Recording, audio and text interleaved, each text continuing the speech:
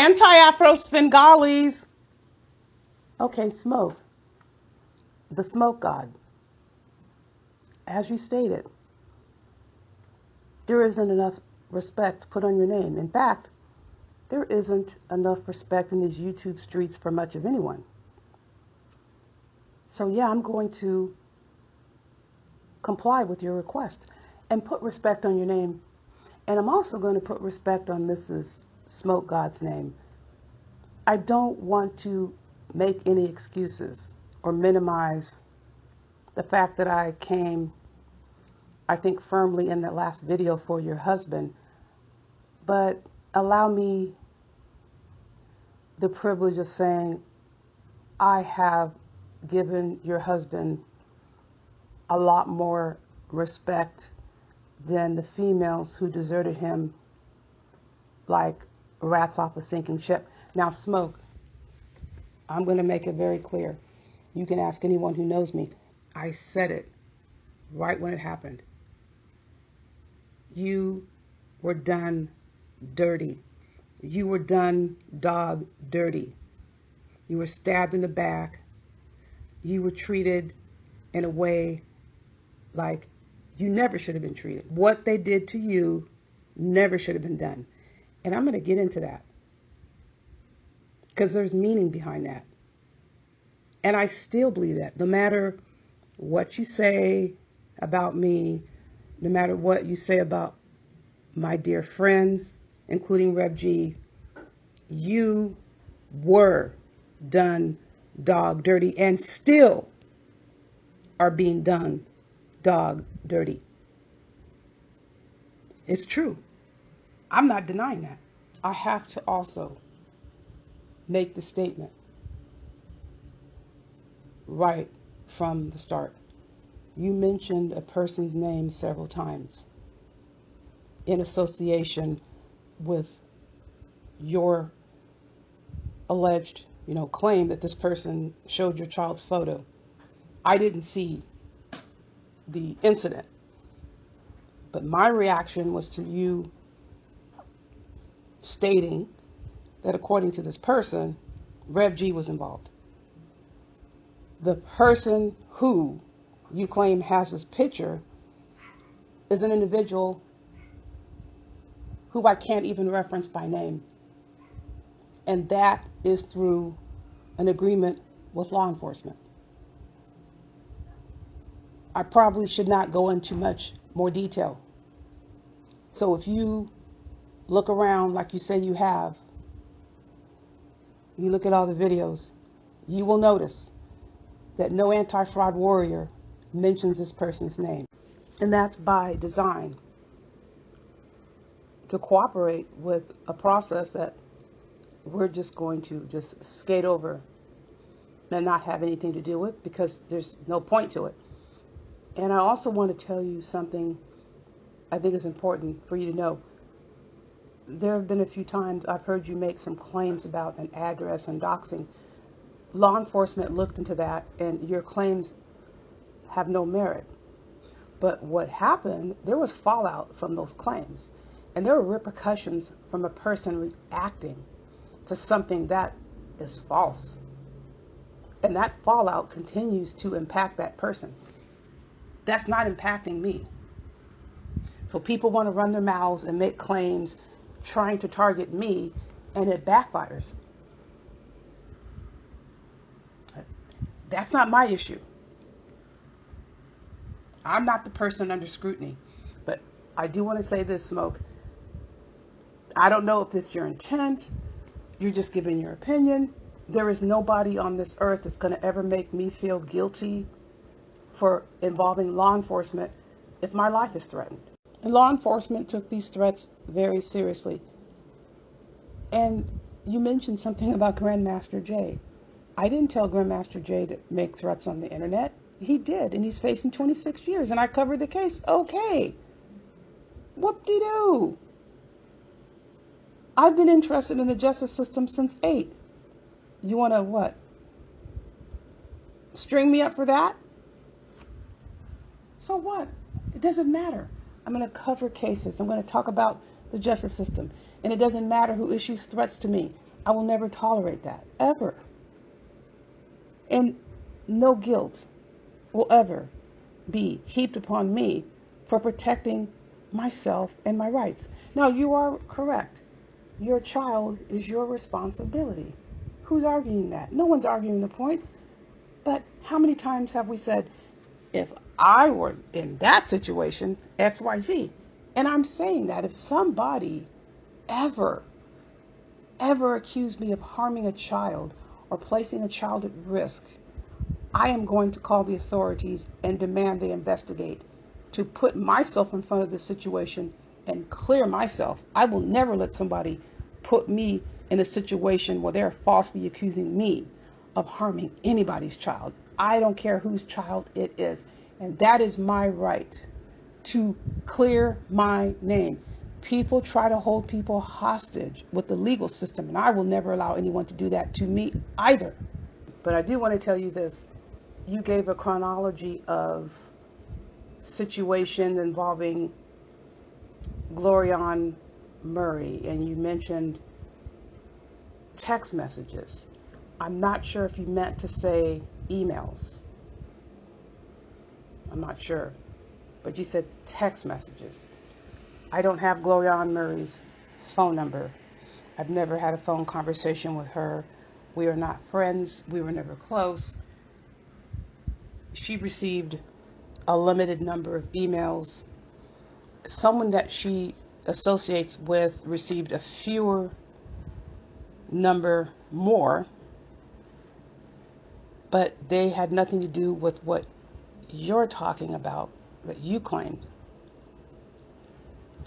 The email that you posted on your live stream, the first one that I put a strike on, was the one about someone being called a white bitch.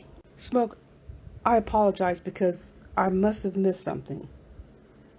This is actually the first time I have ever heard you state that I was exchanging messages with Glorion Murray about doing you in.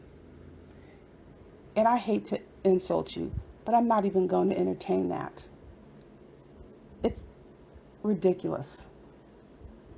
I don't have her phone number. It never happened. It's ridiculous, Smoke. I told you exactly what my position was. And this is what I want to tell you in leaving this whole topic. You gave a timeline, and your timeline is completely off. If you want to believe what Glorion Murray told you, you can. Now, this is something else I want to say. I left the topic of Glorion Murray alone because she stopped referring to me and making certain statements. And that's where I'm going to leave that. I don't need to address it because she stopped making certain claims. And I'm going to leave it at that. I don't have to address it. Bottom line is, I've been 100% truthful. I let you know exactly what my position was. I would never give emails from other people expressing to me how they felt. You knew. So there was no campaign of me going around sending emails to people. But let's say that I did. I could do that. People have a choice. They made a choice to what I consider dogging you out when the going got rough, to desert you and go over to binary code. They decided to do that. Did I tell them to do that? No. They did a lot more damage to you than I ever could. They all jumped up and left. And you blaming me for that. I didn't tell them to leave. They left, Smoke. And not only that, they left and they're dogging you out. I told you exactly my position. I didn't go on to live streams dogging you out. I don't go to, how many live streams did I go to? Barely on one hand. And that number is shrinking. They right now are on live streams dogging you out. And you're coming for me. That I don't understand. But that's okay. You know what? You actually can come for me. It's a free country as long as you don't threaten my life. You know that? You can do that. That's my position on the whole situation. And then I wanted to also address one thing. You stated something like 100 people left you or something like that. Smoke, I wanted to say something to you. You mentioned anti-fraud warriors, but I'm not sure you know exactly what anti-fraud warriors are. You are speaking about people as if they're anti-fraud warriors, and they are not. Because let me clarify something. Anti-fraud warriors do not have divided loyalties. We don't have any conflicts about loyalties. So let me make this clear. And again, I want to make sure you understand this. You can decide to change your mind, which you did. You started out deciding you weren't going to mention certain people's names, and you decided to change your mind. You have a right to do that. However, when you host individuals who have threatened the lives of my near and dear friends, and you can decide to try to mentor people, you can. It is a divided loyalty to me if I stay on your channel with someone who attacks Rev G, who doxes and attacks Rev G's wife, who has attacked Lennon's family and children, who has tried to contact the attempted murderer of KKC. There have been other anti-fraud warriors who have been attacked in the most horrific, that hasn't even come onto YouTube, that people are not aware of. And here's the sick part about it. Maybe I'm talking to you and you, I don't know. There are people who actually really do look at this as entertainment. Don't give a damn. They see it happening. They get off on it. They don't know the toll that it takes. And they actually sit around and say, well, that's what they get for being on YouTube. There are people who actually think like this. They have no soul. People who do these things over and over and over and over again. Sport, fun, control. It is a power source for them, and they take great pleasure in doing it. Imagine somebody taking great pleasure in trying to destroy people that you care about, who are actually your friends, who have done things for you, you have done things for them, and people are continuously trying to find ways to cause them harm deliberately. There is no decision for me to make. I would not stay on your channel. There's no decision. I'm out of there. So you look at other people. They stayed on your channel, and they went to the other channels that I just mentioned. Hashtag, I will never understand. That is not an anti-fraud warrior. We do not divide loyalties. That's the difference right there. You cannot condemn me for assuming that position. I never went on to all the other live streams all over YouTube, trashing you and bashing you, like these people are doing right now, all over. But what you did, you continued to just bring my name up every chance you got when I wasn't even talking about you. You did this while Max V and those guys are over there dedicating 4 and 5 hours of live streams. I'm not even over there. Rev G, 98.99% of the time, wasn't even over there. And when he did go over there, he wasn't talking about you.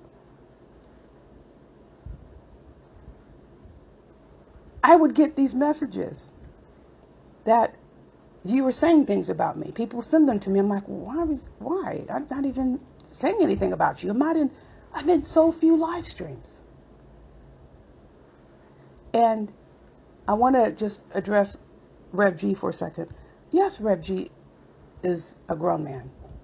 Trust you me, Rev G is more than capable of speaking for himself. Rev G is a very dear friend and has been for over 7 years. I've known Rev G's wife. I met her, it was less than 6 months after I met him. And it's confusing to me why would people be concerned about my friendship with Rev G? Rev G's wife isn't concerned. As a matter of fact, she finds our friendship very endearing. She loves the fact that I talk about her husband in a manner that makes her proud. She says, I have him down pat. I know him very well. She finds my jokes very funny. She looks forward to my videos. She has no problem. I mean, what person, what spouse wouldn't take pride in somebody elevating their spouse? And it's true what they're saying. Wouldn't she know she's been married to him for almost 20 years? What is the problem with that? I have good relationships with all of my friends who are married. What's wrong with that? I don't get it. Are people not having good relationships out there? I have friends that I have met from YouTube. I have friends that I have known since childhood, when we were in the military, my family. What's the deal, people? I'm confused about that people are confused by my relationship with Rev G. I have relationships with other people who are anti-fraud warriors, but I don't talk about that. My goodness gracious. God help me if I did. Rev G just happens to be one of the people who has a presence on YouTube. I don't get it. I don't get it.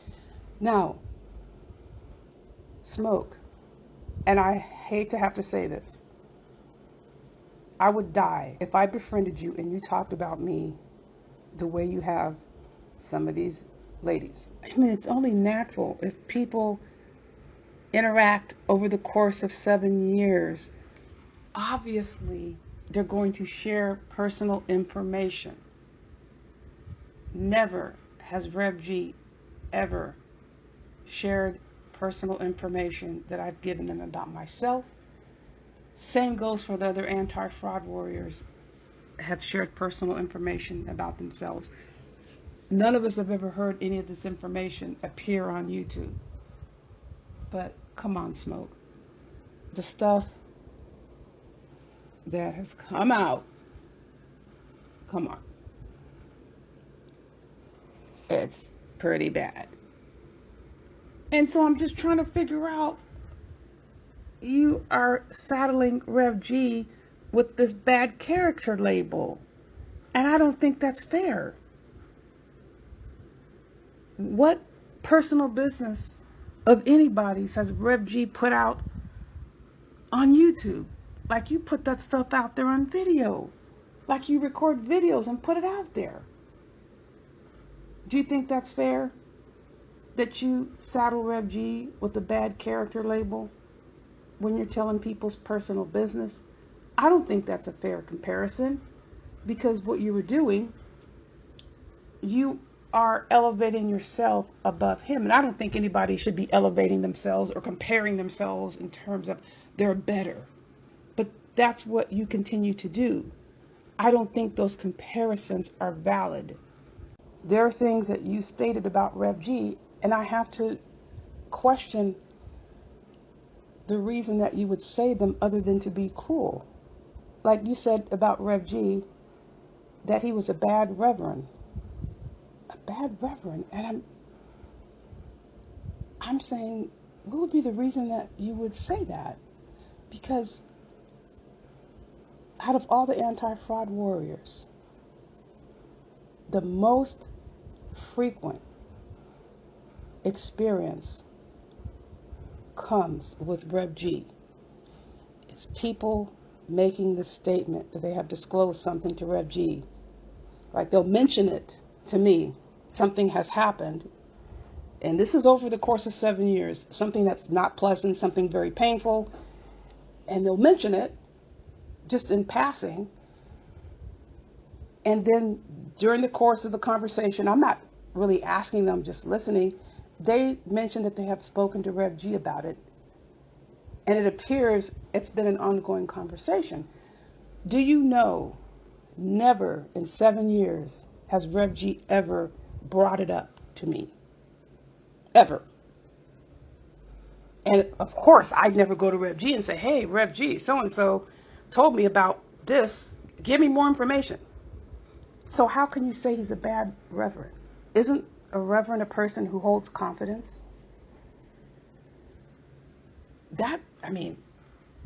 And I have never heard any of this information out on the YouTube streets.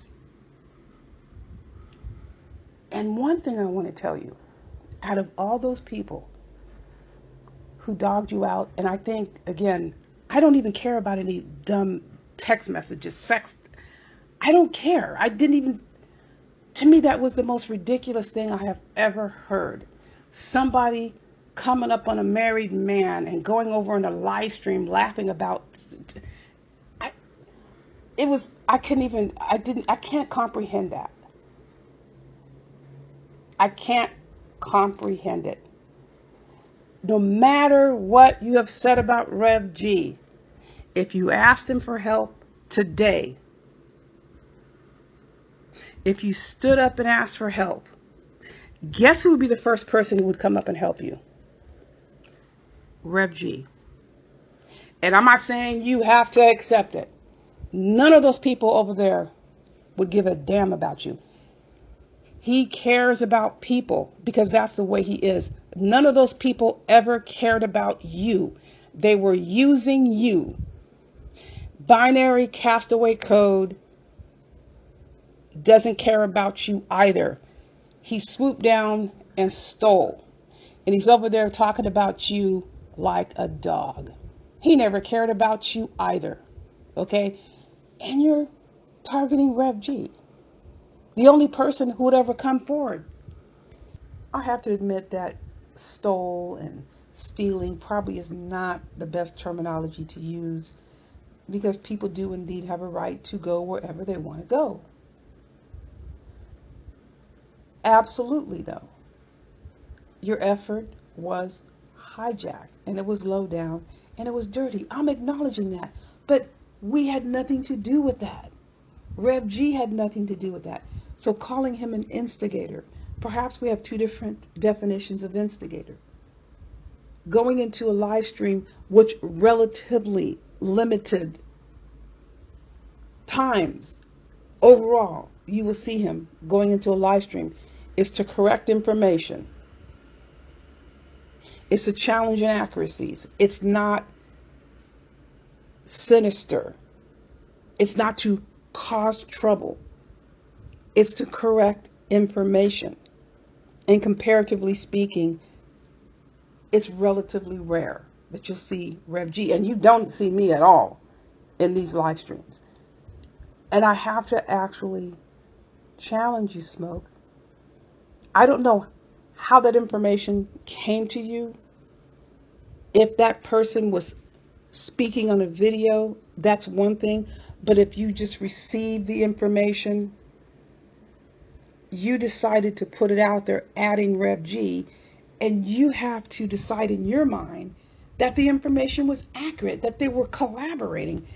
I can't believe you actually accept that as accurate. I refuse to believe that. I just really feel it was an opportunity for you to come for Rev G. I just want you to think about that. There's no way that you can really convince me that Rev G and this person would ever collaborate against you. Rev G coming for a child? When? Have you ever heard of something like that? Why would he do something like that? He's on the same level as this person who's known for coming for children. He's going to turn around and attack your child. It's just ridiculous. It really is. Hopefully, at least I've clarified some things for you. Yes, it is true. I tend to react when people attack those that I care about, people that have supported me, people who have put themselves on the line for me, because I know it takes a toll. I understand that. And I don't take that lightly. I appreciate that. I know what that means because there aren't many people who are willing to do that.